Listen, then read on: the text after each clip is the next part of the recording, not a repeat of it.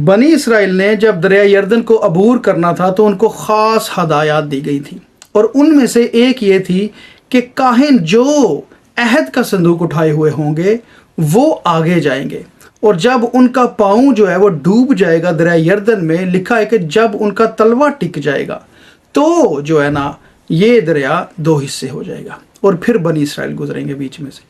और एग्जैक्टली हुआ भी ऐसा ही था। लिखा है कि जिन काहिनों ने अहद का संदूक उठाया हुआ था, जब उनके पाँव का तलवा दरिया यर्दन में टिक गया तो दरिया यर्दन का पानी जो ऊपर से नीचे को आता है, ऊपर ही उसका ढेर लग गया और नीचे का पानी अलहदा होकर बहने लगा, और बनी इसराइल बीच में से खुश्की में से होकर ऐन यरू के मुकाबिल निकले। कितनी खूबसूरत सीखने वाली बात है।